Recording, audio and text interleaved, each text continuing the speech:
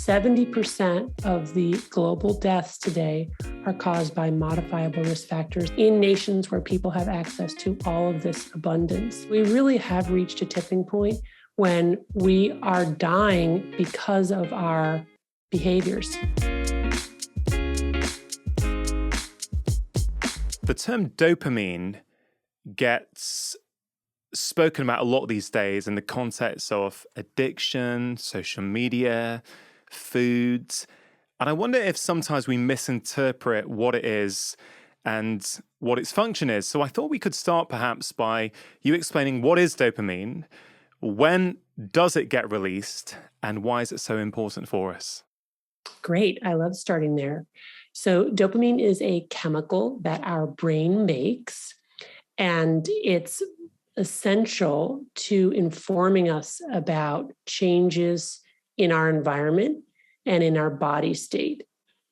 And we need it in particular to tell us when we are getting a signal from the environment about something that we should approach or do more of or work for or pay attention to. Dopamine is also the molecule that's really fundamental to the process of getting addicted to something, because dopamine is released when we do something that's highly pleasurable, highly reinforcing. And remember, our brains have evolved over millions of years to approach pleasure and avoid pain. It's what's kept us alive and thriving on this planet for so long.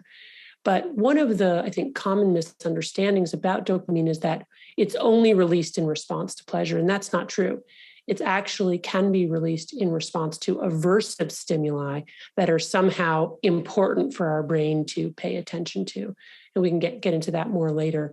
But I mean, as a fundamental sort of function of dopamine, it's really about motivation and the approach signal.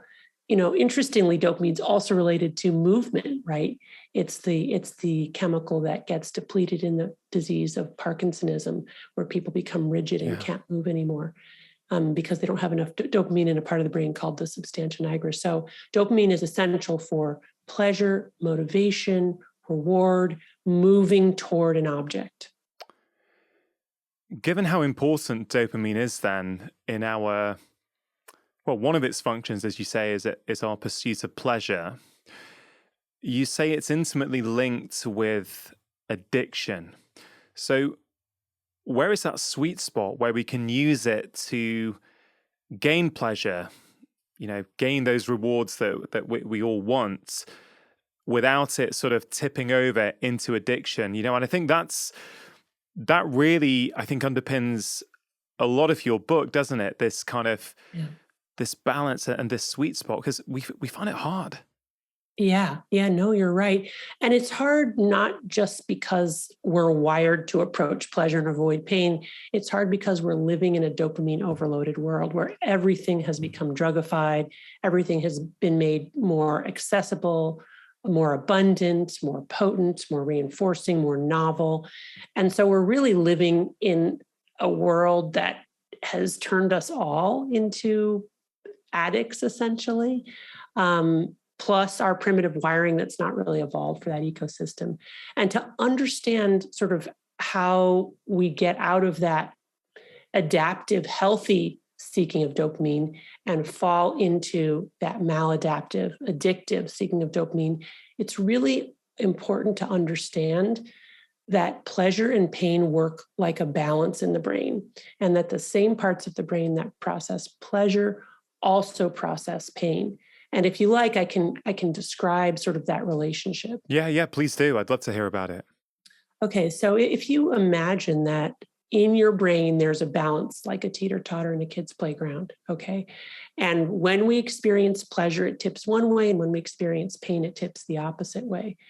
And one of the overarching rules governing that balance is that it wants to remain level. It doesn't want to be tipped for very long to the side of pleasure or pain.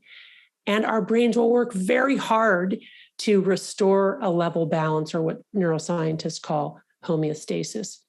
So when we do something pleasurable, okay, so in my case, that might be reading a romance novel or eating a piece of chocolate or my morning cup of coffee. What happens is that I get a little release of dopamine in a part of our brain called the reward pathway, and my balance tips to the side of pleasure.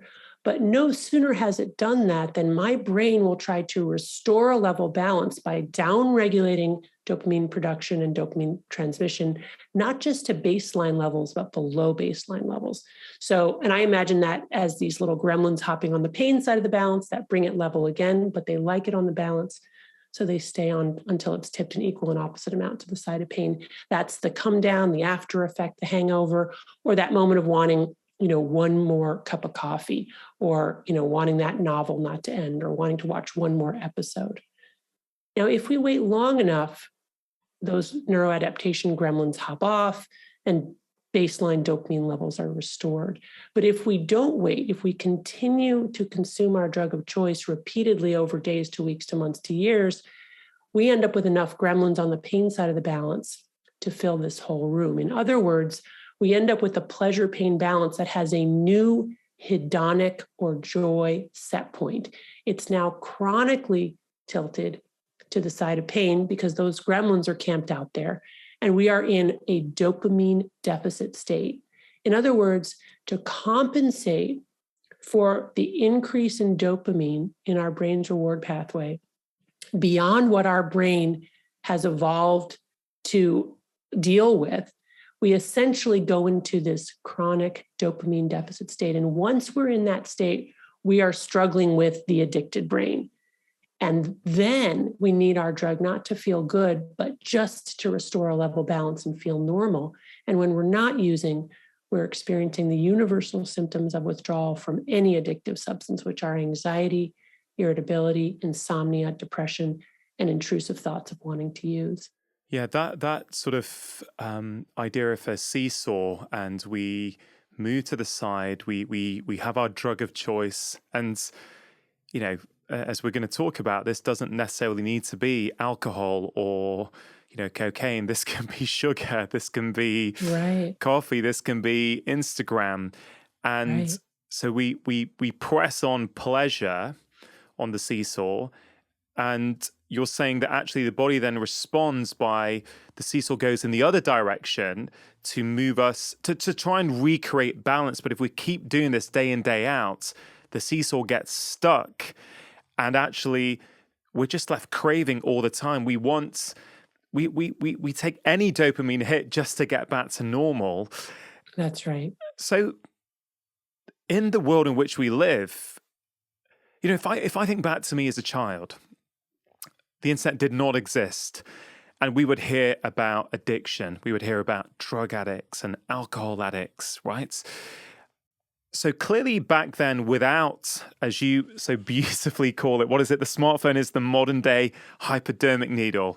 Just such a beautifully evocative way of looking at the modern day smartphone. Addiction was still a problem back then. What has happened with the internet? What has happened with smartphones to our propensity for seeking pleasure, our propensity for addiction? What has the internet done? So the internet has really turned us all into people struggling with compulsive overconsumption on a number of different levels. First of all, the device itself is quite reinforcing. Screens are like primitive fires that we are drawn toward and gather around. The kind of tapping and swiping, I think, really taps into, no pun intended, our sort of primitive desire to use our hands in repetitive ways.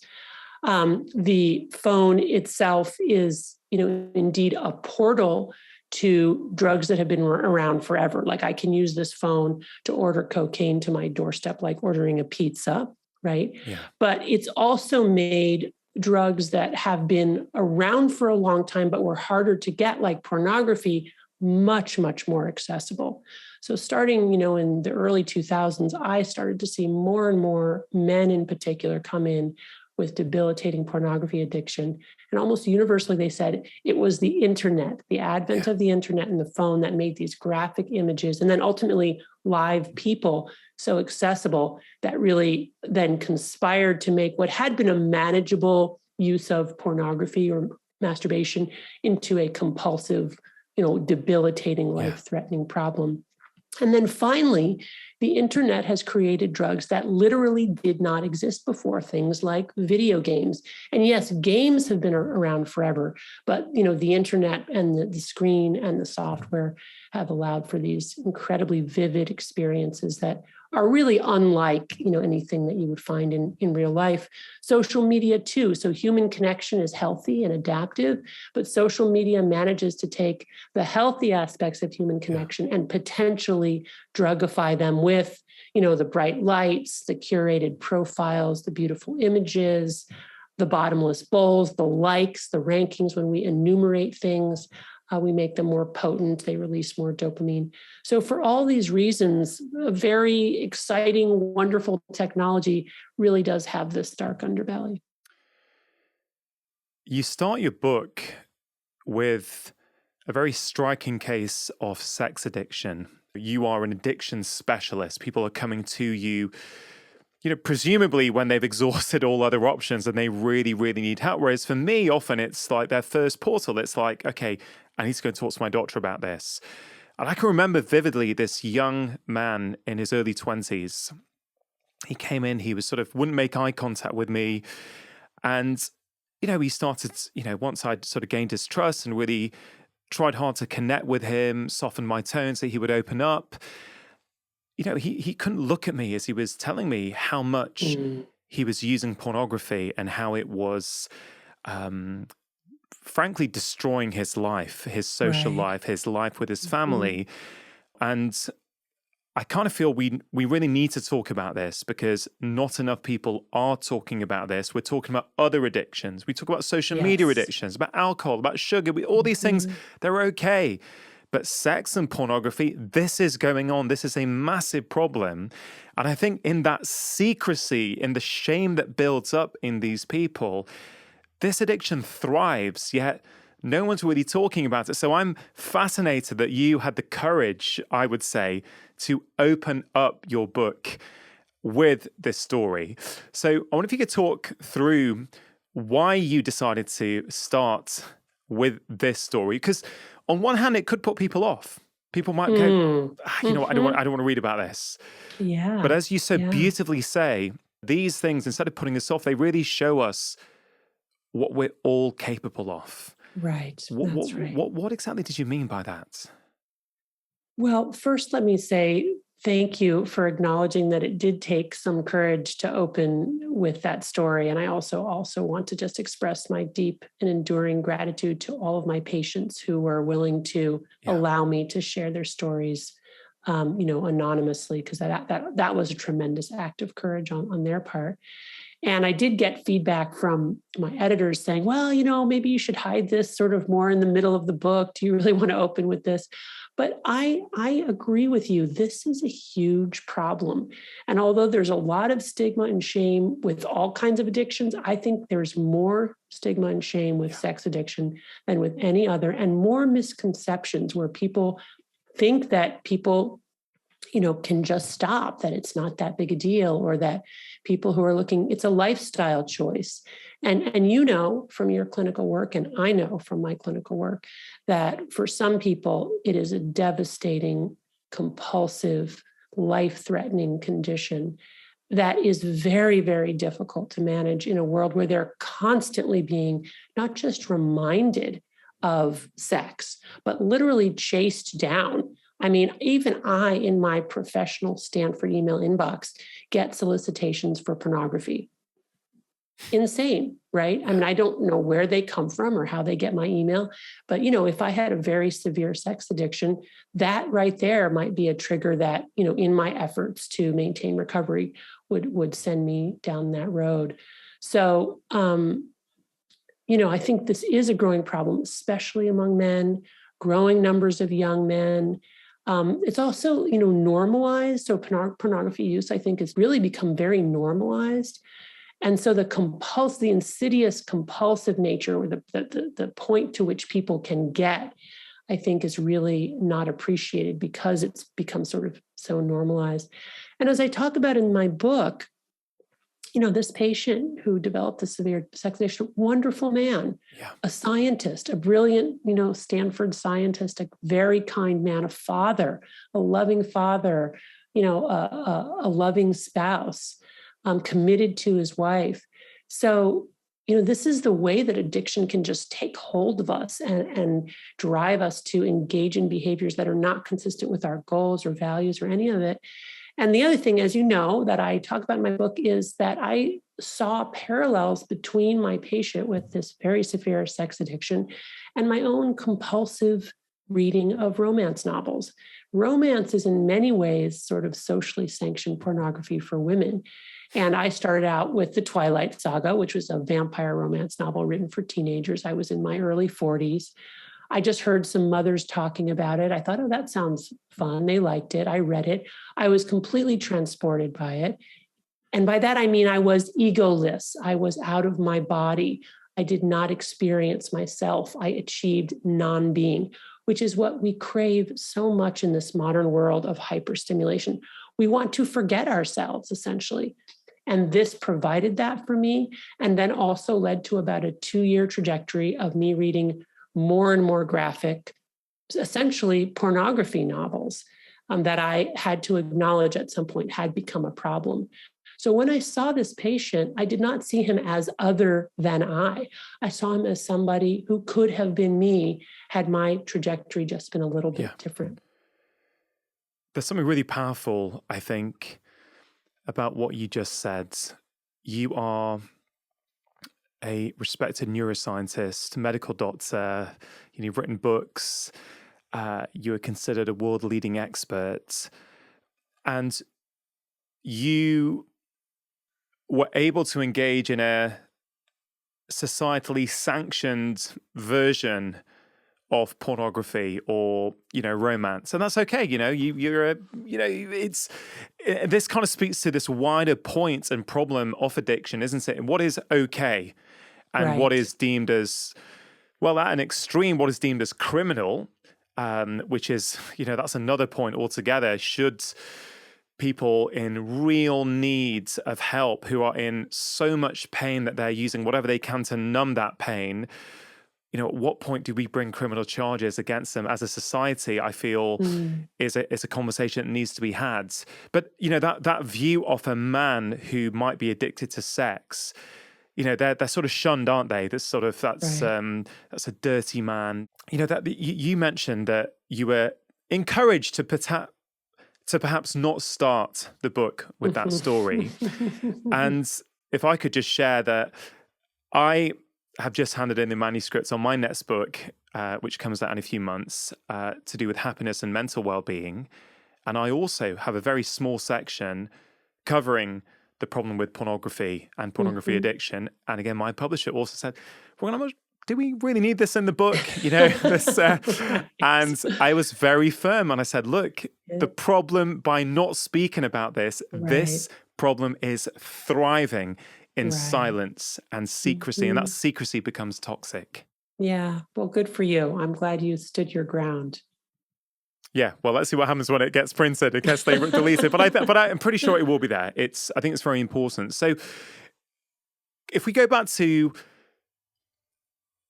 dopamine and this balance, and let's broaden this out beyond, sex addiction. What happens with repeated exposure to the same drug? Does the seesaw change? Do we need more and more to get the same hit? I mean, and how does that play out for you when you see patients? Yeah, so getting back to sort of the rules of the balance, the first rule, remember, is that the balance wants to stay level, and it will work hard to restore a level balance. And it does that in this really interesting way, which is to tip an equal and opposite amount to the initial stimulus. So if the initial stimulus is pleasure, there's a price to pay for that, which is this transient experience of pain before the balance goes back to baseline. Another important rule governing this balance is that with repeated exposure to the same or similar stimulus, that initial response to the side of pleasure gets shorter and weaker, but the after response to the side of pain gets stronger and longer. So if we use the same drug over and over again, after a period of time, we will get less pleasure from it. But the price that we pay, the after effect, the come down, gets longer and stronger. And this is why repeated exposure ultimately kind of drives us into this chronic dopamine deficit state where nothing else is enjoyable, where our focus narrows to our drug of choice, and that's the only thing that we look forward to. And then importantly, tolerance develops, meaning that we need more of that drug quantity-wise or more potent forms of that drug in order to get the same effect or in order for it to just work at all. One of the things I commonly see, for example, in cannabis users is that, cannabis is this miracle drug for them. It helps them sleep, it relaxes them, it makes them, more creative, although I must say they feel more creative. Whether they're actually creating is in question. And then over time, what they'll report is that it stops working as well. They need more and more to get the same effect. And then ultimately it turns on them. And this is really fascinating because what it means is that the brain has thoroughly learned and adapted to that drug such that after a while, it doesn't tip the balance at all to the side of pleasure. But as soon as it's introduced, slam, the balance will go down to the side of pain. Those neuroadaptation gremlins that our brain creates to restore balance don't go away, right? They're like waiting in the wings, ready to hop on. And as soon as we use, they tilt us. So that's why people will report, now when I use cannabis, I get paranoid, I get anxious. It does the opposite. It makes me vomit, the opposite of what it used to do. And that, you can find for a lot of different drugs. Opioids used chronically can actually make physical pain worse. We're seeing this here, especially with chronic pain patients. Any of our drugs of choice, if we really think about them, we can ask ourselves, am I really even enjoying doing this anymore? I'm like caught in it. It's hard to stop, but I'm not sure I even like it anymore, which is why, again, dopamine is so central to this, like wanting something, even when we don't necessarily like that thing. The way you describe that, I think many, if not most people listening or watching to this right now could probably find something in their life that fit that description. Yes, of course, it could be social media, it could be sugar, it could be caffeine. What do you see? Well, I guess, how would you define addiction, first of all?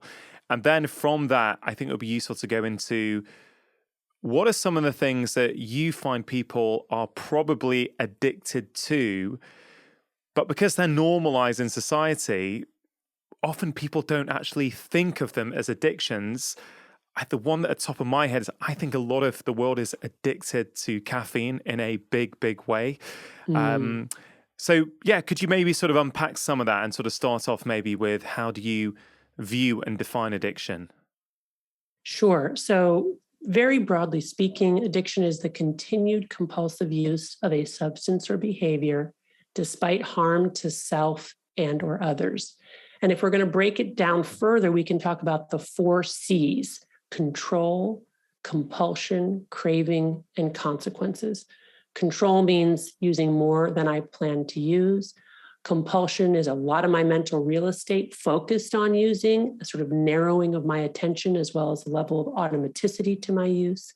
Craving is a physiologic or psychological overwhelming urge to use despite my intention not to use.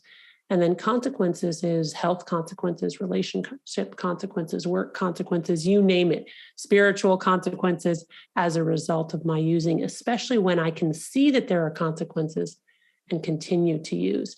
You'll notice, Rangan, that none of those behavioral descriptions or psychological descriptions has anything to do with the physiologic tolerance, dependence, and withdrawal that is also part of addiction, right? Needing more and more to get the same effect. When I stop using, I go into physical withdrawal, or more commonly, psychological symptoms of withdrawal, which again are anxiety, irritability, insomnia, depression, intrusive thoughts of using. But sometimes I'll have patients come to me and they'll say, well, I'm not addicted to cannabis or I'm not addicted to alcohol because I can stop using. And when I stop, I don't have any withdrawal. But you don't need to have that physical dependence in order to be addicted, because the addiction is happening in the reward centers of the brain where we go into that dopamine deficit state, which might only manifest as psychological symptoms of withdrawal and dependence, not necessarily physical symptoms of withdrawal and dependence. So getting to the second part of your question. So what are the things that many of us are addicted to that we don't even acknowledge? Caffeine is certainly way up there. Alcohol is so ubiquitous and so normalized. And I think many, many people use in ways that are not healthy, but are able to tell themselves that their use is okay. I would also put really high up on that list a lot of digital products and devices. And I would put up their work, addiction to work. It's so socially rewarded, right? That sort of 24/7, I'm on it, I'm reachable wherever you want to find me, high stress. And, when we add a shot of adrenaline to something that also releases dopamine, it makes it even more reinforcing. There's a fascinating study looking at rats. If you inject a rat with cocaine, slice open its brain, what you'll see is this incredible arborization of dopamine releasing neurons in the reward pathway. If you take a rat and subject it to an intense, painful foot shock, you will see the identical arborization of dopamine releasing neurons in the reward pathway. In other words, we can actually probably get addicted to highly painful stimulus too, in the form of work or news. That's why doom scrolling kind of comes in. So there are lots of things that I think are socially sanctioned. Again, I think work is probably, I would put at the top of the list, that we kind of don't acknowledge. Even my own attachment to my email. So I'm not on social media. I do have a phone, but I mostly keep it turned off in my bag for emergency reasons. But I have to really watch myself with my email, which is sort of my work sanctioned social media. I try to take a digital Sabbath once a week, and it's really hard. But by the end of that day, I don't even want to go back to using, because what I'll notice when I go back to my email is I'll answer the emails that need answering, and then I'll linger. I don't want to leave it. I'm sort of waiting for something good or reinforcing to come in, or I'm continue to scroll through and read the things I've read before, as a way of kind of making myself feel like, okay, I still need to be here in this space, but really I don't. I should just get out of my email and move on to the next thing. And I've developed some tricks for coping with that, but it's really hard. Yeah. I mean, what you're speaking to as well is ease of access, and how easy it is to access clearly makes a huge difference. And I guess work, again, going back 20, 30 years ago when we didn't have email or the ability to have email in our pockets, when you left the office, you were probably, barring an emergency where someone phoned your landline, you were probably kind of done, right? You would naturally be able to switch off.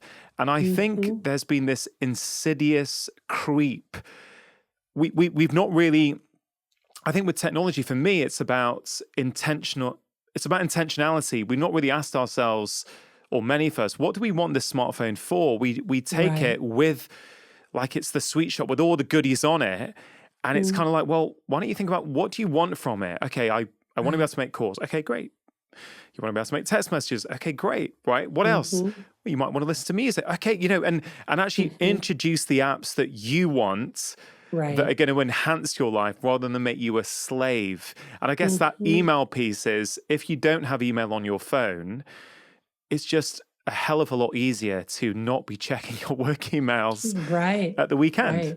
Yeah, which gets to one of the, so Dopamine Nation is not just about the problem, it's also about what we can do about it.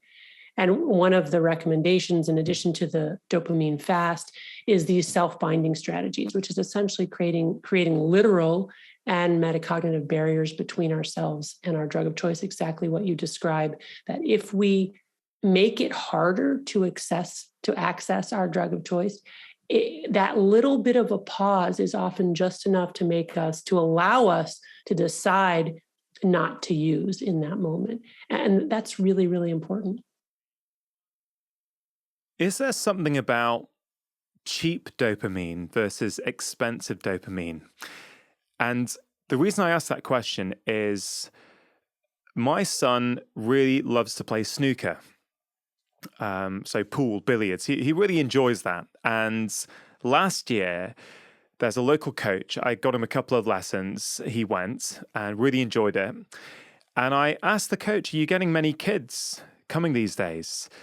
I said, no, we used to get so many kids coming, but he says we hardly get anyone anymore. And his theory was because people can get dopamine hits so quickly and easily on their phones these days, to come and actually learn a difficult game that requires patience, practice, discipline, before you get to that sort of position where you actually gain the pleasure from it. He's saying, look, I just don't think people have got the desire anymore to work that hard for their dopamine. Now, I don't know, he's not a neuroscientist, so is any part of that accurate? Like, are we sort of bringing up a generation of kids now who are so used to getting their rewards quick and easy that they're going to be unwilling to do those harder, more challenging things? I mean, absolutely. I mean, this is essentially what I have seen over the last 25 years in my practice.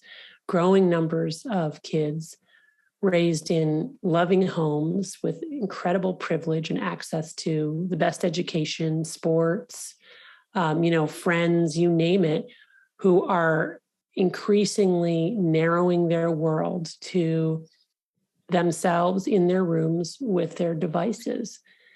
And I mean, it's terrifying, because the result is that progressively they are shifting their joy set point to the side of pain. They're ending up in this dopamine deficit state with the gremlins camped out on the pain side of their balance, such that they need greater and greater rewards to feel anything at all. And they have more and more pain. Any little kind of, injury, no matter how slight, is truly injurious to them, because they have no resilience. They don't have, their dopamine levels are not at healthy baselines. They're inundated with dopamine and just living essentially in their lizard brain, which is that, limbic part of the brain where the reward pathway is mostly located. So I do think this is of great concern. And many of these young people will come in, endorsing anxiety and depression and thinking that I'm going to prescribe them a pill, or that we're going to do some kind of talk therapy, or we're going to find out their trauma, what led to it. I'm like, no, I think what led to it is that you're playing video games all day. And if you would stop that for a reasonable enough length of time, for those neuroadaptation gremlins to hop off, and for your own brain to start to regenerate its own dopamine, you would feel better. Even further, if you go and press on the pain side of your balance and get off the couch and turn off, all of the devices and go outside and go for a walk, something that's really challenging for a lot of people today. You will actually, by pressing on the pain side of the balance, you will tell your body, oh, I need to start to upregulate my own dopamine production, right? Because then the gremlins hop on the pleasure side. It works both ways. And that will create a more resilient, happier brain. But super hard to get people to realize that, because in the moment they feel like, oh no, being online and social media and video games, that relieves my anxiety and depression. What they can't see is that in an iterative process over time, that's actually what's causing the anxiety and depression.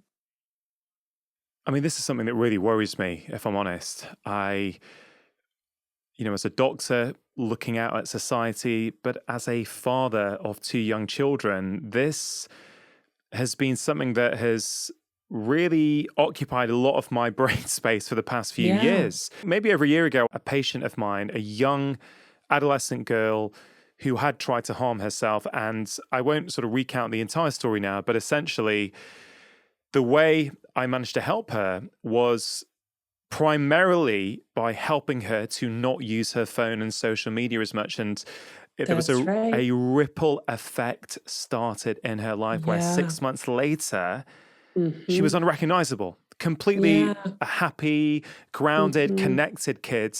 And that was probably intervention number one, was reducing her phone use. That's right. Is that something you've seen as well? Oh, absolutely. So that's the prescription from Dopamine Nation, and it's something that I've used repeatedly in my clinical work. The first intervention when I have patients come in with depression, anxiety, insomnia, inattention, I say, let's eliminate your drug of choice, whatever it is, whether it's social media, video games, cannabis, alcohol. we're going to take it away for a whole month. Why a month? Because a month is typically the minimum amount of time it takes for the brain to restore dopamine levels back to healthy baseline.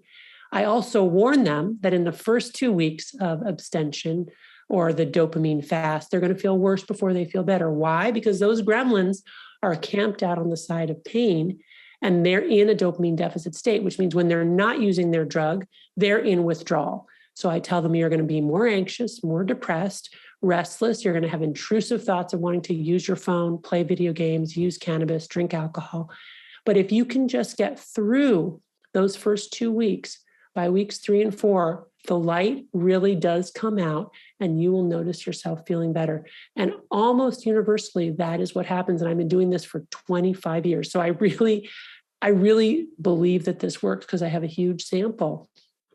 And exactly what you described with your, young patient on social media, patients will say it's hard, but they definitely have reduced anxiety, depression, insomnia, all of it at a month. Not only that, they have insight because now they're able to really look back and see the true impact of their use on their lives, which is really hard to do when we're in it.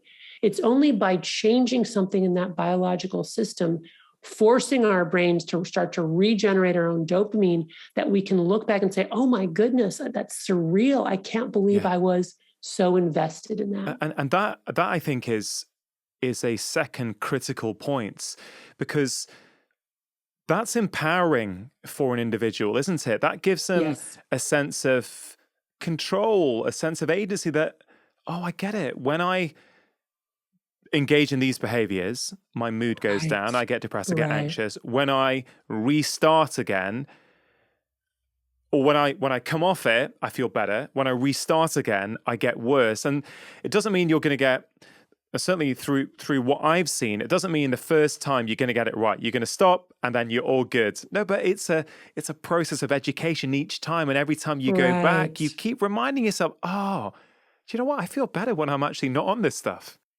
That's right. And I always frame it to patients as an experiment. I said, you know what? You're the scientist. This is the experiment called your life. Let's gather data. The best way to know how a system is working is to change something in that system and see what happens. So the experiment that we're going to do is you're going to eliminate this drug for a period of time and see what happens. And my hypothesis is that you will feel initially much worse because you will be in withdrawal and craving. But if you can make it a long enough period to restore homeostasis, you will feel better. And when patients see that for themselves and experience that for themselves, I no longer have to convince them that it's a worthy project. One of the most common questions I'll get asked from family members, what can I do to get my loved one into treatment or to get them to see that they have a problem? I said, the dopamine fast is almost the best thing that they can do, because once they do that themselves, they'll be able to connect the dots and then they will be motivated to make the change in their life. Now, Rangan, that, abruptly stopping your drug of choice is not something you would recommend in somebody who's at risk for life-threatening alcohol withdrawal, benzodiazepine withdrawal, or opioid withdrawal. Those individuals may indeed need medically monitored detoxification in order to get into a dopamine fast, which means that they might need a slow taper or another medicine to prevent life-threatening withdrawal. But for the vast majority of us, especially those of us who are addicted to our devices, stopping cold turkey is perfectly fine. You use the term drug of choice. So whichever that patient's drug of choice is, they would try and go on this 4-week dopamine fast. Right. I would love you, with your 25-year clinical experience, to paint a picture of what variety of drugs have you applied this dopamine fast to? Because I suspect it's not just the kind of classic ones that we think in our brains. Right. Well, I'll just start with alcohol, nicotine, cannabis, cocaine, methamphetamine, and other stimulants, opioids, benzodiazepines, although again, with opioids and benzodiazepines, some of those people need a medically managed taper and stopping abruptly would not be appropriate. But then there's the whole raft of behavioral addictions. So these are, processes, and often food is put in this category, but food would include sugar, processed foods, empty carbohydrates, along with processed food, what we commonly refer to as, junk foods, gambling, which comes in many different forms now, including kind of high class investments in cryptocurrency, which is looked at as sort of really cool. And, sort of that's not gambling because, that's, I don't know, that's what stockbrokers do or something, Stanford undergraduates, that's what they do. But, frankly, that's obviously a form of gambling hood. Interfaces like the Robinhood interface are, know how to make that addictive, right? With, flashing lights and congratulations. And what is the Robinhood? What is the Robinhood interface? So, typically if you wanted to, and again, this is not but money is not my area of expertise, but if you wanted to buy shares in something, you needed a broker. But now there are apps that sort of take that away and you can just do it yourself. So in a way, it's like kind of like a democratization in a way of, investment, which is a good thing in many ways I can see, but it also means that the average person with limited education and the potential for addiction is on there, gambling away, the family home for cryptocurrency, right? Yeah. So potentially super dangerous. All of the stuff, pornography, anything related to sex, much of it now happening online, games, gamification, video games, YouTube, pretty much anything online has the potential for addiction. Basically, what you're saying is pretty much anything that people now use to distract themselves from their lives, to get a bit of relief, to get some pleasure. Yeah. It sounds like, again, going back to what you said at the start, right? It's about that balance piece where there is, you want to get that dopamine hit, but you don't want to do it so much that you start to tip the seesaw where it gets locked and then you're in this dopamine deficit states. Yeah. That's right.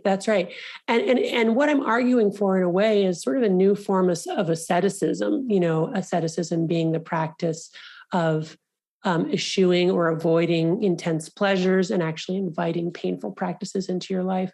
But, the asceticism that would be considered painful in the modern age is literally for some people just getting up off the couch and going outside of their homes for 30 minutes a day and walking around. I mean, that's an unplugged, walking around in their neighborhood. That is painful for some people because of the extent to which we are sedentary, the extent to which we are plugged in, the extent to which we are overstimulated. Yeah. But I really do believe that it's a major cause of our unhappiness. And the epidemiologic data would bear that out. Over the last 30 years, we've seen massive increases in depression, anxiety, suicide in rich nations more than in poor nations, in nations where people have access to all of this abundance. A World Survey Happiness Report that was done in 2018 surveyed 128 countries and found that people were across the board more unhappy in 2018 than they were in 2008, with people living in rich nations being the most unhappy, right? So it's a paradox, but it's because we've reached this dopamine tipping point. Yeah. It's this apparent contradiction that the more money we get, the more material possessions we get, the unhappier we become, the more depressed, the more anxious, the more fearful. And I guess we all know those kind of simple pleasures, whether it's going camping or going for a long walk in nature with a partner or your family or a friend. We know how good we feel afterwards, how free we feel in our minds. Yet it seems like the hardest thing to do these days for so many of us. And I'm sure the smartphone is a part of that, because you're just sitting there. You can have all the stimulation you want on that phone. I think I first said this on my conversation with Arianna Huffington about a year ago on the podcast. I said to her that for me, one of the problems with smartphones, for all their benefits, is that I strongly believe they are fragmenting the most important relationships in our lives, because no human being around you can compete with Right. what is on that thing. Mm-hmm. And you know, when you have patients who come in who, because a smartphone, it's very hard to exist in life now without a smartphone for a variety of That's different right. reasons. So how do you handle that with patients who might have a smartphone addiction? Well, again, I think that the most important initial intervention is a period of abstinence Right. from the drug of choice. So if it is a smartphone addiction, the intervention, the treatment will be to put that phone away for a month. And the two reasons to do that, just to highlight them again, are to restore healthy dopamine pathways, right? To allow the gremlins to hop off so that homeostasis can be restored. Why is that so important? Because when we're in that dopamine deficit state, more modest pleasures are no longer rewarding. So I want to get back to something that you Yeah. said earlier about, how those pleasures of camping or just being with family. The truth is that those things are not pleasurable when we're hooked on dopaminergic substances and behaviors because they can't compete, as you just said. So in order to make those more modest rewards rewarding again, we need to abstain from the highly dopaminergic substances and behaviors that have essentially hijacked our reward pathway. So again, the first step is to abstain in order to reset reward pathways, but also to be able to look back and see true cause and effect. And that's really got to be the first intervention. And it's not about desire being bad or even about intoxicants being bad across the board. Yeah. It's about how we use them, with what frequency, Yeah. with what potency, so that after we have a level pleasure pain balance, if we go back to using, we have to make sure to leave enough time in between for the gremlins to hop off the pain side and for homeostasis to be restored. And we want to avoid intoxicants that press our pleasure pain balance too hard and too fast to the side of pain, because once we're doing that, we're accumulating these great big Arnold Schwarzenegger gremlins on the pain side to bring us level again. And then we're essentially at war with our gremlins.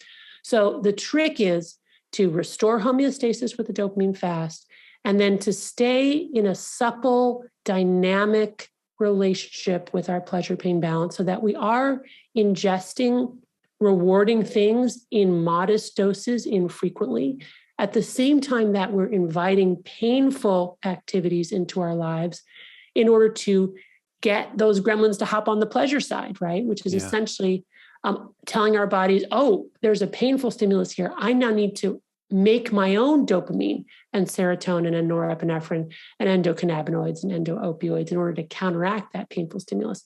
And that's good because that keeps us in this place where, we are not just shutting down our dopamine factories. We've got our own dopamine factories running, making that feel-good hormone.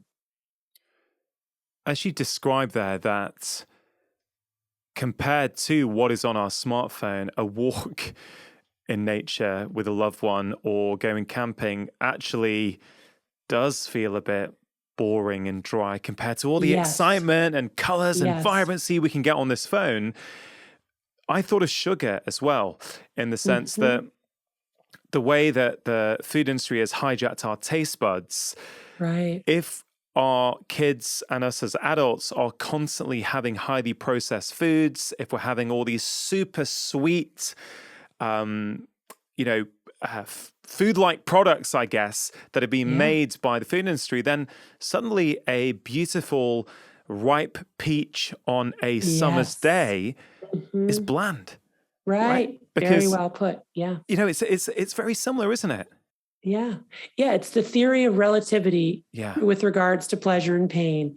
And they really are relative, where our brain is constantly recalibrating in response to the stimuli in our environment. I mean, again, that ability to be adaptive to external and internal stimuli is part of, the genius of our species and our ability to have really dominated this planet for so many millions of years.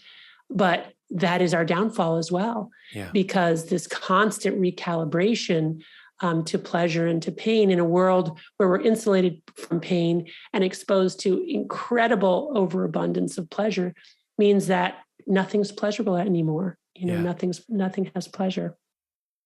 you are a parent like me. I think your kids might be a bit older than mine from what I can tell. Mhm. Yeah. Um, my current approach, I know, and I'm interested in your view on this.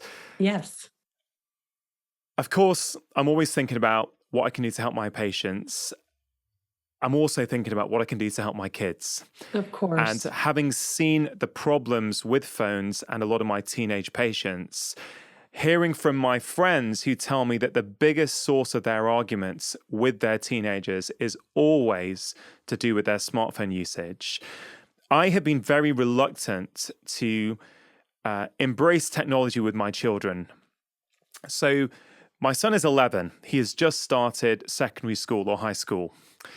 And he did not have a phone at all until this summer. And I felt strongly that, at 9, 10, I just thought, I just don't really see how this is going to benefit him. He did want one. He said all his friends had one. And for me as a parent, as I'm sure you may have faced this, it's very difficult because you don't want your children to be social outcasts. Right. Yet at the same time, you are cautious over or certainly I was very cautious about what he's been introduced to. Now, I ended up caving in the summer in the sense, I say caving, no, it was an intentional decision. Mm-hmm. The high school's, it's a bit further away. All of his peers have a smartphone, every single one.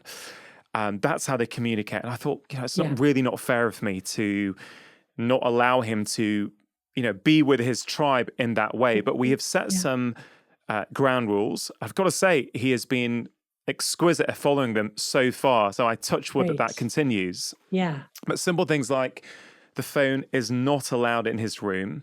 Mm-hmm. It always has to be used in the kitchen area where other people are around. You can't take it somewhere to go off. This may sound quite draconian, but we're doing what works for us as a family. And I would never cast judgment on how someone else decides to parent their kids. Mm-hmm. And actually, so far, so good. But what I've decided to do beyond phones is, because my wife and I were talking about gaming. Again, a lot of his friends play video games and they play online together. Mm-hmm. Now, we've not gone down that route because I just think once you open that door, for me, it's going to be very hard to close it. Yeah. And another thing that I think has happened across the world, certainly in the Western world, over the last year and a half, even schools that were not really using technology much because of all the lockdowns, screen time now has become a part of education for a lot of schools. So I said to my wife, look, he's getting enough screen time already just to do his education. I don't want his leisure time to be on a screen as well. So a couple of things there.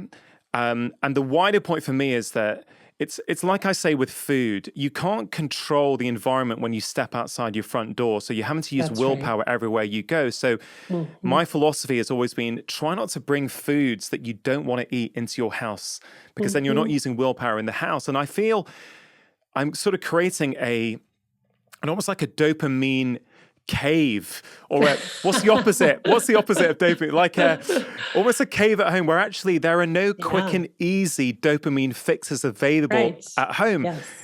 What do you think is that approach? Is that going to get me in trouble in a few years, or do you think potentially this may have legs?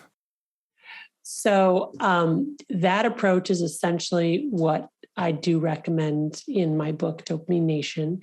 It's also the approach that our family followed. And again, I want to echo your statement. This is not a judgment of how other people parent.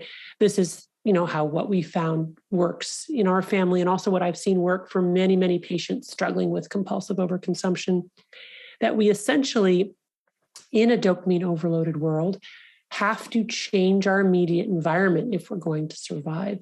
And that means keeping high dopamine substances and behaviors out of reach. I think it's essential that kids under the age of 10, certainly, and even arguably under the age of 12, do not have access to their own devices, and that when they are on their own devices, that it's heavily monitored by their caregivers, whoever those are. And that's for so many reasons. But most important of all, that in that crucial time of, the early developing brain, we want to make sure that they develop the social skills and the coping strategies that are healthy and adaptive to last them a lifetime. And that means learning how to interact in real life with real people, right? Learning how to be in their bodies and do physical things and connect the brain and the body. Because everything that happens online is this disconnected experience where we're floating around in our heads, we forget our bodies. It's not in real life. Yes, there's interaction that happens between people online, and some of that's really good and meaningful and complex, and even video games can involve, good social collaborative skills. But the medium itself is so incredibly potent, reinforcing, and potentially addictive that it's going to usurp any other types of learning. There's a very famous experiment where it turns out if you put rats into a very complex maze where they have lots of stuff to explore and they have running wheels and they have other rats, that if you examine their brains after exposure to that complex maze, you will see this incredible arborization of dopamine-releasing neurons in the reward pathway, just like you would see in response to drugs. But if you then pre-treat those rats with methamphetamine, a highly addictive drug, and then release them into the maze, what you see is no additional learning as a result of exposure to that maze. In other words, that pre-treatment with methamphetamine is such an intense stimulus that it essentially usurps the brain's ability to get anything out of learning in a complex environment. And I think the same thing can be said for us when it comes to these digital online products. So we have to protect our children. We have to create that bubble. We have to make sure they have friends in real life, sports that they're doing, creative, sustained attention, systems for organizing themselves. Because once they go online, if they don't already have that foundation, they will not learn them, or at least it will be extremely difficult. And then, I agree with you that, a lot of social stuff happens online. So of course, we don't want our kids to be excluded. On the other hand, those kids, like you say, at school, I think if you asked your son, have you played video games? Of course he has, because he's done it, in between class time or at lunch, or maybe even during class time, if not with his device, with other people's devices. So we don't need to worry about our kids not having computer literacy, or not having computer exposure, because they have lots and lots of time that we don't supervise anymore. And once they become teenagers, all bets are off. We have zero control, which is why that first decade is really key to laying down, the kinds of reward pathways and learning pathways that we want, but also having important discussions about what is healthy digital use, what is appropriate digital etiquette, what are the values in our family, and what, how do we expect you to conduct yourself online and vis-a-vis, this device, which is a drug, by the way, which is a potential drug. And then Rangan, one last thing I want to say is that everybody comes to these drugs with differing degrees of vulnerability. We have 4 kids. Our older 3, when they finally got a phone in high school, and high school here is, starting around age essentially 14, 3 of them were able to handle it. Our youngest hasn't been able to, and we've had to take the phone away. So you give it to take it away if your kid can't handle it. And essentially he was just on it all the time. He wasn't paying attention in class. He couldn't break away from this device. He was that kid. So it's also important to acknowledge that there are differing degrees of vulnerability. The most kids will probably be able to handle it and figure it out, but probably about 10 to 15% of kids are going to get into real trouble. And those kids we can't ignore. Yeah, no, I appreciate you sharing that. Sorry to interrupt. If you are enjoying this content, there's loads more just like it on my channel. So please do take a moment to press subscribe, hit the notification bell, and now back to the conversation. Actually, coming back to your book, and I did say this at the start, but it is one of the favorite books of mine that I've read recently. It is fantastically written. And I'll tell you, Anna, what I love about it the most, I love science. But this is so much more than science. This, to me, speaks of a human being with incredible life experience, a clinician with a lot of practical clinical experience. And you sort of blend in science with, real life human experience, because it doesn't always connect. I found as a clinician that scientific studies don't always help me one-on-one with my patients. And I love the way you've blended it all together. And if I may say, I kind of feel that there's quite a philosophical component to this book as well. There's lots of really good kind of lessons for life. So I just want to appreciate you and acknowledge you for that. I think it really is fabulous. Thank you. I am very touched by that. It means a lot. Thank you. No, not at all. I really hope everyone goes out to get it. It's a brilliant read. I want to move on to something you wrote right at the start of the book. I think it's the introduction. You put a quote there from Kent Dunnington. Persons with severe addictions are among those contemporary prophets that we ignore to our own demise, for they show us who we truly are. I read it, I underlined it, and I was immediately drawn to two conversations I've had on this podcast before. One with Rich Roll, who I know you've been on Rich's show. Yeah. Rich is obviously, I say obviously, if people are familiar with Rich, he in the past suffered with addiction to alcohol. I also had a conversation with a singer-songwriter called Benjamin Francis Leftwich. Again, he had real problems with addiction. He's been sober for, I think, 3 or 4 years now. And I find in the conversations I had with Rich and Benjamin, I find a real authenticity and truth that you don't often get.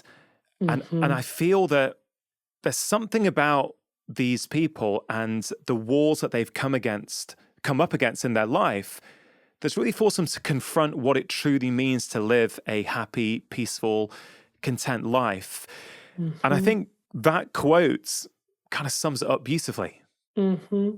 Yeah, I mean, I agree with you. And, I came into treating people with addiction reluctantly. It's not something I set out to do, but really they've become sort of my spiritual heroes, people in recovery, because of the tremendous courage and fortitude and tenacity that it takes to get into recovery, especially in this dopamine overloaded world, and to maintain that recovery. And what's striking beyond all else to me is the incredible humility that people in recovery bring to their own lives, to other people, this kind of acknowledgement of suffering and struggling, which I think is so often, hidden in our everyday discourse. I'll never forget early on when I went to a medical meeting of the California Society of Addiction Medicine, which was composed of doctors treating addiction medicine. And I did not realize that many of those individuals were themselves in recovery from addiction. And I had been to so many medical meetings, and I actually didn't really care for medical meetings. It's a lot of doctors standing around talking about how great they are and how much they know. And I would always leave those meetings sort of feeling like, God, what have I done today? What a schlep I am, compared to all these brilliant people. And then I went to this meeting of addiction medicine doctors, and there was a lunch, thing to go to. And I went there, and the first doc gets up and he starts talking about his cocaine addiction and how he would steal. And I about fell off my chair. I was like, is this really a doctor who's talking about his addiction and what he did in the past, in the service of his? I was astounded. And yet it was so incredibly beautiful, because it was like, wow, this is a space where we can all be our messed up selves. Like, we don't have to pretend anymore that our lives are perfect. And it was so attractive and compelling to me that I just had this feeling, yeah, these are my wounded warriors, yeah. Right? These are the people that I want to affiliate with. And that's been, a continual sort of draw for me in the treatment of people with addiction, is the other wonderful people who do this work, many of whom are in recovery themselves. And just, the incredible wisdom and humility that, having an addiction and then getting into recovery, gives people access to. And also the spiritual aspect, which is, you would think spirituality would be a big part of the practice of medicine, but actually it's not. We're sort of not even allowed to say, God or religion, or ask people about that. But in addiction medicine, you can still talk about that. It's an important piece. And so that's been a real draw for me too, a kind of, Yeah, science is so important, but Yeah. there's a lot that science can't answer. And it's great to have a space and a way of talking about the things that science can't solve. And so, I'm grateful for that too in the field of addiction medicine. I imagine that doctor who shared his cocaine addiction with you and other colleagues, I would imagine that him being able to do that, him going through that, and hopefully coming out the other side of that, there's no doubt in my mind that that would absolutely enhance his ability to not only connect with his patients, but also help them afterwards, Right. and it's, I think that stuff's important, what you said about spirituality there. Um, in addiction medicine, and you say it in addiction medicine, but like, I think to me as a primary care practitioner, addiction plays a role. Low grade addiction actually plays a role in so many of my patients. Yeah. So many of their, in inverted commas, lifestyle behaviors that they are trying to reduce, they are low grade addictions. Or the Hmm. fact that they're getting stressed out and burnt out and they're up too late and they want to help sleeping, actually at its core comes down to them being in a dopamine deficit state, and actually Yeah. they're Yeah. engaging in practices that actually the answer isn't necessarily me helping them with sleep hygiene or prescribing something to help them. If we're looking at real root cause in this kind of digital dopamine era of abundance, it's kind of like what you're doing. I think it's relevant to pretty much all of us. Oh, I absolutely agree. And obviously, as a primary care doctor, I'm guessing, like many primary care doctors, you went into it because you cared about having relationships with Yeah. people through time, and you care about preventive medicine, not just about, treating illness once it comes, but actually preventing people from getting ill. 70% of the global deaths today are caused by modifiable risk factors. The top three are diet, lack of exercise, and smoking. So we really have reached a tipping point when we are dying because of our behaviors. And I really do think that the problem of compulsive overconsumption or addiction is the modern plague that we will be dealing with for the next hundreds of years. Well, ironically, I would say that all the restrictions that have been put in place across the world, well, in many countries across the world over the past, 18, 20 months now, they've driven a lot of people into more isolation. Isolation was already a major, major problem that's got a lot worse. Loneliness, being by yourself. And I guess a lot of these addictions are kind of solo pursuits, aren't they? When we're not Mhm. connected to our tribe and our families and our communities, we seek to, I guess, fill that void with something else. And for many people, that's kind of where addiction is born. It's both born there and it begets. So addiction is born in isolation, but addiction also begets isolation. I think it's important to Yeah. remember that many people with incredible families and wonderful spouses and amazing friends and a super social network can get addicted. And through that process of getting addicted, then pull away from the people in their lives. So although I agree with you that, not having healthy attachments is a risk factor for addiction, it's also true that with all the healthy attachments in the world, you can still get addicted. And that when you do, it will cause you to isolate and pull away. The other important thing is, although I absolutely agree with you that COVID and quarantine has been isolating and devastating for people across the world and has caused many individuals to either become addicted or relapse or die from their addiction or start an addiction, I also feel like there's a very large swath of people, including many of my patients, for whom quarantine was a saving grace. It allowed them to slow down in their lives. If they were living with family, it allowed them to refocus on family, spend more time together, strengthen that sense of belonging to a tribe.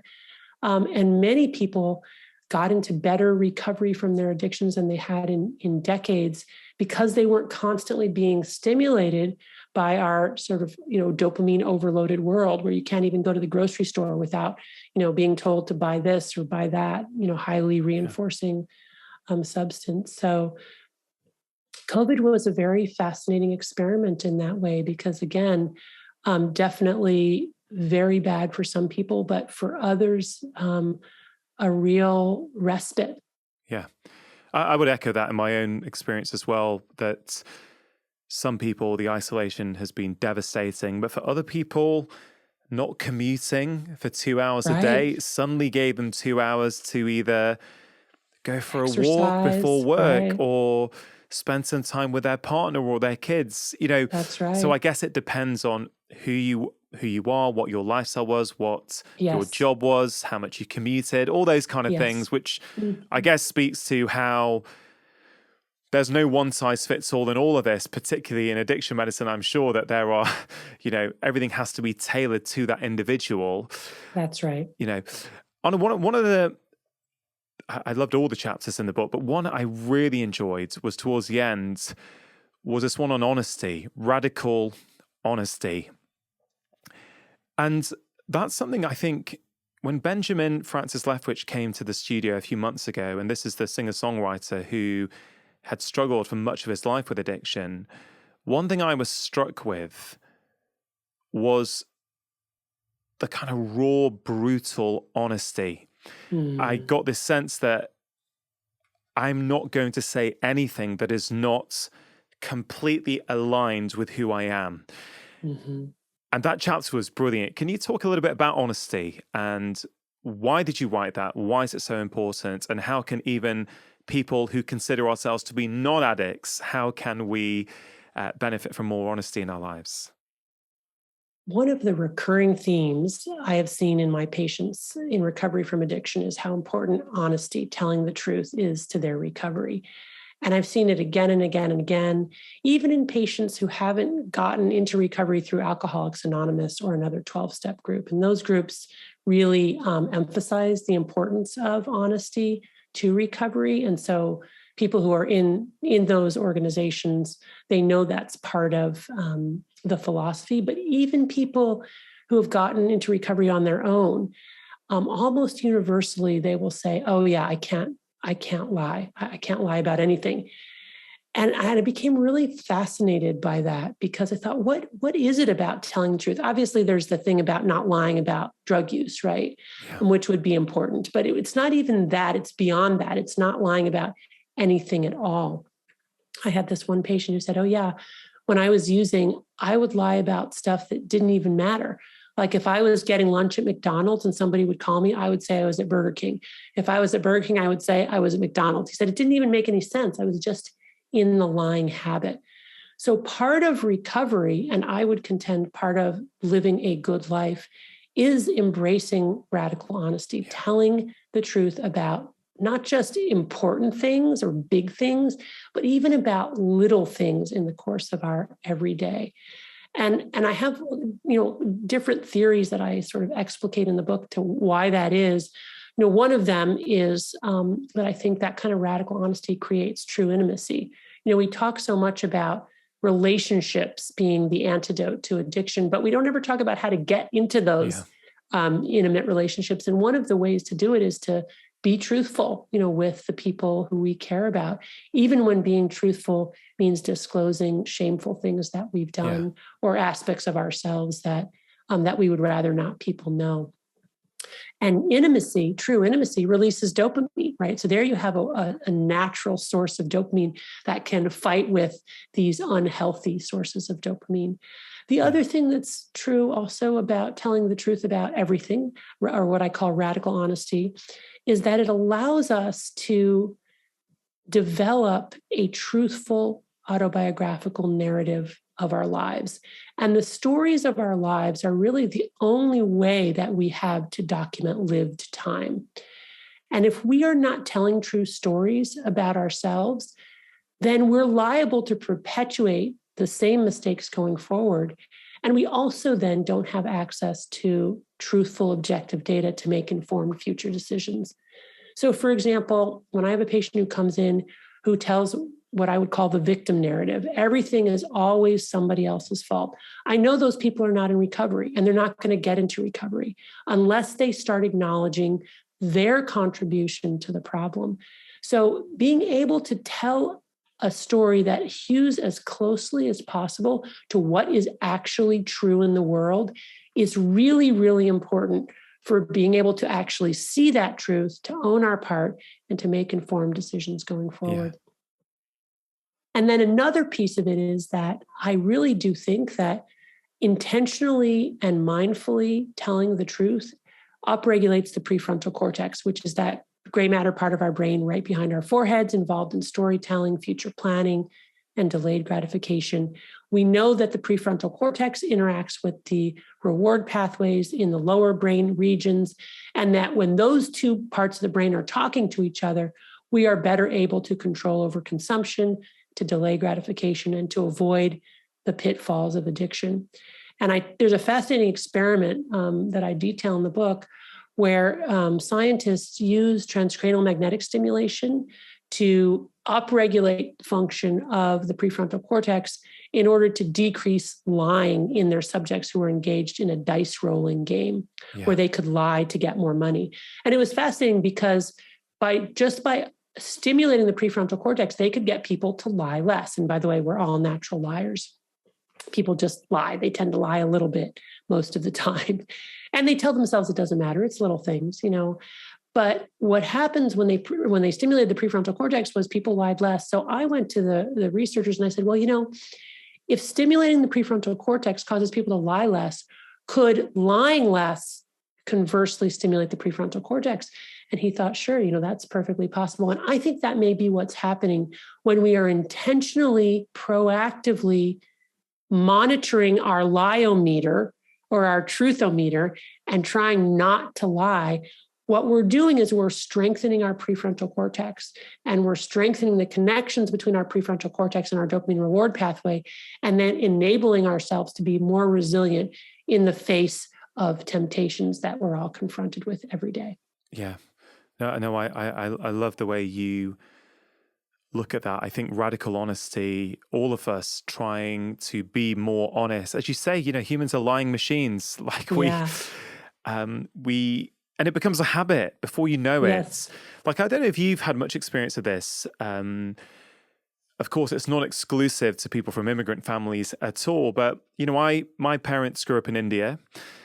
They, emigrated to the UK for all kinds of reasons. And I, like many of my peers in that situation, often have a conflict of identity where we have a kind of traditional Indian, Asian upbringing at home. And at school, we have our sort of Western friends who have got, let's say, a slightly different set of values to the values you have at home. And so by the time you're a teenager, you get pretty good at lying, and you are doing it so often. I'm not saying everyone does this, right, to be really clear, but I know from other people in my boat, other people who also are kids of immigrant parents, there's a big problem with these double lives that people lead. And I feel the way I look at it is that you're whole when you're born. You who you are is who you are. And then bit by bit, and I think this often starts at school, we start being someone who we're not in order to fit in. So a fault line starts to show up in who you are. So there's a fracture now. And that keeps going. And then you start lying as a teenager. And that fracture becomes bigger and bigger. And then I feel, and I certainly felt it in my own life, that a lot of these kind of compulsive behaviors are an attempt to repair that fault line and get back to equilibrium. That is not based on any science. That's based on just me philosophically trying to look at this. But I found, to be brutally honest, as I become a better truth teller, like I think it's something I've really worked hard on in the last few years. Even white lies. I don't like telling white lies anymore. Like if I can't make a work function because I'm too busy, I don't say, oh, I've got another engagement anymore like I used to. I say, guys, actually, I'm just too busy at the moment. Or actually, Right. that's at a weekend and I'm going to spend that with my children. So I'm really sorry. Right. And it is the most freeing thing in the Mm. world when you tell the truth Mhm. and you're accepted for it. Yeah, yeah. It's so true. I mean, we really want to be the same person on the outside that we are on the inside. And we want people to see us and accept us and love us for our truest selves. And of course, we think when we share something that we assume people, will consider to be, um, a fault of ours or something unattractive, we assume people will go running. But in fact, the opposite often happens, that people feel closer to us because they're not so alone either in their own limitations and in their own brokenness. So, um, and I do agree with you that there's, Winnicott, a famous psychoanalyst, has written about this concept of the false self and how the constant cultivation of this false self, first of all, takes a lot of energy, right? Because you have to remember what you said and who you're pretending to be. But it also creates this very painful alienation from ourselves, where then we can't, be authentically ourselves in the moment. And then we're really disconnected from our lives. So, what telling the truth, radically telling the truth, as you have discovered about things large and small, and by the way, I work on this too, and I learned it from my patients, and I've worked on it for the last 20 years, and it's still a work in Yeah. progress. But it allows us, yes, to reconnect with our authentic selves, which is really important, I think, especially in this strange, surreal, and digital world, which often can feel like we're living in a matrix, especially when so much of the online information isn't true, where people have these curated personas or maybe are even putting out a curated false persona online, which can really lead to terrible feelings of depersonalization and derealization. And I think even lead to suicidal thoughts as people feel that they're just not real in the world and they don't know who they are, or that even if they know who they are, other people don't know the real them. So I think telling the truth is really fundamental to Yeah. grounding ourselves, on the earth with other people in our own identities, and being able to then um, be in the moment, which can often be painful, but allow us to authentically, unfold our experience in the moment rather than trying to manage a persona to make a certain impression, to give us this false illusion that we can actually control the world, which of course we can't do, but we keep trying to do Yeah. that. How hard was it for you to be this open and vulnerable? Because you've revealed a lot about yourself in Dopamine Nation. I think it completely adds to the book hugely. It connects the reader to you and your work hugely. But what was that like for you? Was there any part of you that was like, should I put this in? Should I keep this out? Oh my God. Pretty much the whole book. I would say in the two months before it was about to come out, I think I was in a constant state of panic. I also talk in the book about, my struggles, with my relationship with my mother, which has been Yeah. a source of both shame and pain for me in my life. And my mother hadn't read the book and didn't know what I was putting in it. And I was just really, really scared and anxious. And it was hard. It was really hard.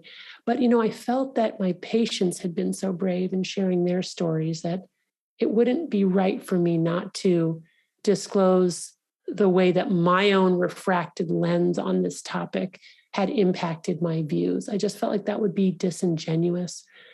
And thankfully, really universally, people have responded well to my self-disclosure, including my mom, who, read the book and said, yeah, you got it about right. That's, I would agree with that, which was nice. It wasn't like, yay, our relationship is repaired, nothing like that. But it was like, okay, the way that I sort of saw reality after much reflection was validated by Yeah.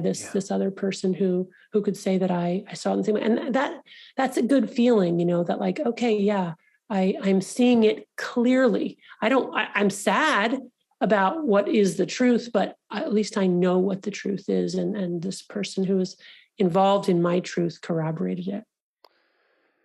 Yeah, it's fascinating hearing that. Do you think you could have been that open 5 years ago, 10 years ago? Is this something that, as you learn, I guess, this is the feeling I get throughout the book, Anna. There's not only you as the expert, but also you as someone who really listens and pays attention to your patients and has actually learned so much about what it means to live a good and proper and calm and peaceful and content life from them.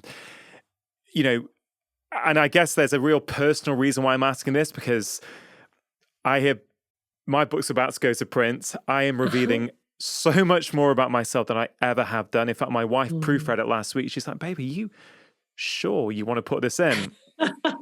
So I guess I'm feeling, I'm looking for reassurance, and I'm getting it. But I feel confident now, but I wouldn't have done a few years ago because I would have felt too scared of being judged. And I just wonder if there's anything that resonates with you about that. Is this something that you can do now at this stage in your life and your career? Would you have been able to do that, do you think, a few years back? I think you're right. I think there's something about getting older, getting more comfortable maybe with ourselves and our choices, feeling that we've actually gained, some modicum of wisdom that we want other people to benefit from. So I do think that when we make ourselves truly vulnerable, right, not in a manipulative sense, but in a really, it hurts to share kind of way, we're giving people a gift, just as our patients give us a gift every time they tell us what's really going on with them. It's a great gift. And it's probably the most powerful gift, because you can tell people the lessons that to live by or whatever, but until you tell them how you're broken and the way that you came through, it will never have the same kind of power or impact. But I mean, and also, you're somebody who's like, from the outside, oh my gosh, I mean, people look at you like, oh, he's so famous and he's a doctor and he has his world must be perfect. And so, when we reveal ourselves, like, guy, actually every day is kind of a struggle, and I suffer with the same kinds of problems as I think it really helps people. That's been my experience. Yeah, it connects us. And as you say, it's in that sort of real maskless interaction where intimacy is born, and coming full circle, as you say, intimacy also gives us dopamine. Yeah. Right? And I love that. So dopamine's not good or bad. It's dopamine just is. That's it's where are we getting our dopamine from? That's the kind of underlying message, isn't it? It's get it from cuddles and intimacy and time with your tribes, and get it less from these devices, right? You're not saying don't do it at all. You're just saying get the balance right. That's right. Finding that balance. That's the key. Anna, this podcast is called Feel Better, Live More. When we feel better in ourselves, we get more out of our lives. At times in the early part of the book, it's, a pretty depressing picture gets painted of the state of the modern world and how easy it is for us to get addicted. Of course, there's lots of practical tools in the book as well. Are you optimistic or are you pessimistic about the future? I am definitely optimistic. I am optimistic. I think especially Gen Z is going to figure this out. They're the ones that really were born into this technology. They're basically cybernetically enhanced at this point in terms of, the ways in which the technology is embedded in their everyday lives. And I think that I'm optimistic that they're going to figure it out. We are incredibly adaptable. And of course, we are seeing the terrible dark side of so much of what we've built. But I am very optimistic that we will find the balance. Yeah, me too. From what I've heard from you, from what I've even seen in my own kids, I'm like, okay, well, maybe it's not as bad as I think. Maybe these kids are going to be able to figure this out. Right. And also, just at the end of the conversation, I think many people will have resonated with so many elements of this. They would have heard little bits and thought, man, maybe I've got an unhealthy relationship with X, Y, or Z. For those people who are now thinking about questioning their relationship with certain things and maybe recalibrating it, I wonder if you could give some sort of final words of wisdom for them.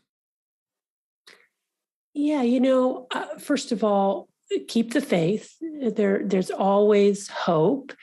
And, if you've tried to stop a substance or behavior and found you haven't been able to, don't give up. Keep looking at it, keep strategizing. And don't be hard on yourself. Self-compassion is key, but do continue. Don't give up. I think that's probably the bottom line. We can make our lives better, especially when we understand, the source of our suffering.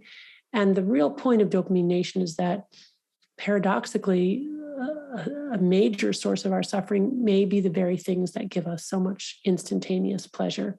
So by eliminating those things, to the extent that we're able for long enough for our brains to recalibrate, I really do believe that will be an aha moment for a lot of people. So it's a project worth doing, and it's a project that your listeners can do, even those among them who may have despaired at this point. Lana, thank you for joining me on the podcast today. I have so enjoyed speaking to you. I have relished every single page of your brand new book, Dopamine Nation.